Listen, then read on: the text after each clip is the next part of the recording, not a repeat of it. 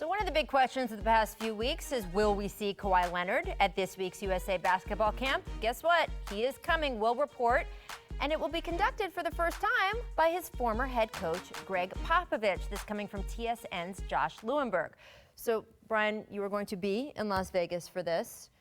Brian made the Team USA versus Summer League decision to go Team USA. He did. He made a good decision. So, what do you expect? Veteran move. So I know that, first off, these practices are open, which are awesome.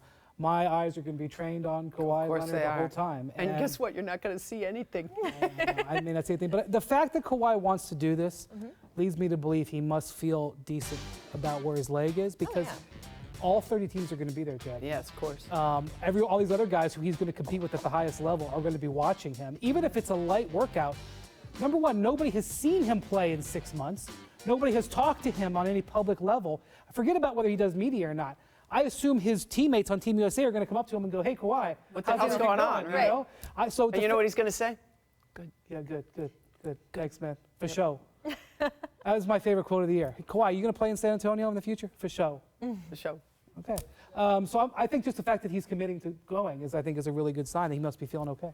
But just imagine this scenario. Two people who maybe a year ago, let's say over a year ago, were anybody's reputations more secure than Kawhi Leonard and Gregg Popovich, the greatest coach in history, one of the greatest two-way players currently in the game, and the guy that never made any waves, and the perfect guy to take the mantle from Tim Duncan. And now here we are.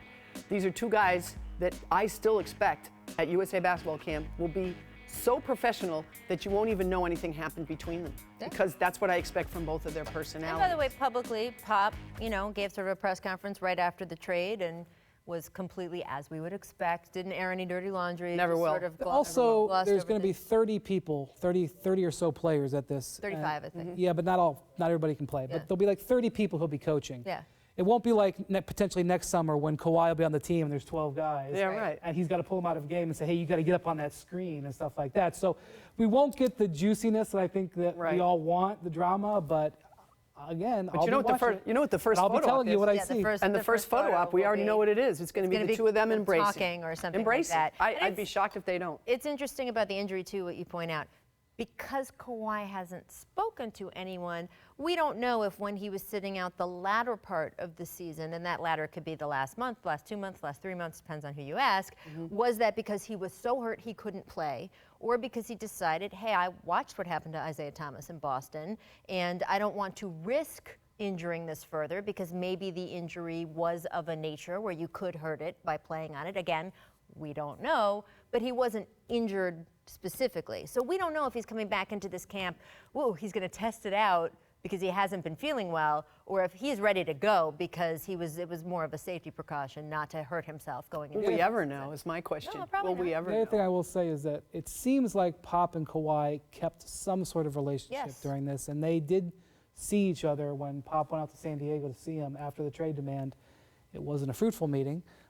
So it won't be like the first time they've seen each other. Right. And Pop said during that, again, press availability that they had spoken. So it won't be the first time they've spoken either. There you go. But it's the first time we'll all be watching how that goes. And evaluating him because, of course, before Kawhi's injury, he was an MVP finalist twice, I believe, right? And we didn't see him. We saw the 9 games this season. But here's what Masai Ujiri said about him in his presser on Friday. Take a listen. Oh, we've been doing this for how many years? You can't continue doing the same thing over and over again. And when you get a chance to get a top 5 player, which it doesn't come very often, I think you have to jump on it. So, Jackie, poor Brian has had to hear me list this off. He just turned 27. He's so young. And by the way, 2-time Defensive Player of the Year and an MVP finalist and a Finals MVP. We have to remember who we're talking about here. It's so hard to remember, though, right? Because of everything that's transpired. And if he's healthy, he is a top 5 player and maybe the best two-way player in the game. So think about that. And now, the question I have is, was Kawhi one of the 2-time Defensive Player of the Year because of the way the Spurs used him? I know he's a great defensive player, but did that system enhance his credentials as a defensive player? I think he's an incredible defensive player no matter where you put him. So it just comes down to, is he healthy? I understand exactly why Masai did this. I think I'm in the minority, but I really do understand. I actually don't fault anything that Masai did. He obviously didn't specifically communicate to DeMar DeRozan, but at the end of the day, he's got to do what he's got to do to protect his team. And I think I'm expecting Kawhi to be the same player, because this injury is not an injury that has sidelined guys in the past. Now, he may have a once-in-a-generation injury, but guys have recovered from this injury.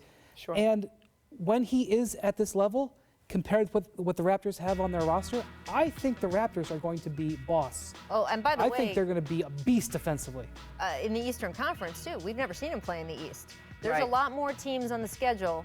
There's a lot more nights in the East where you There can is. go ham, where compared to in the West, certainly this season. That's interesting, the point you bring up, though, Jackie, because I think the conversation we've all been having is, will he be the same Kawhi Leonard we know because of the injury question, and the point you make, Brian, that it's doubtful the injury is going to have some huge effect on him as a player.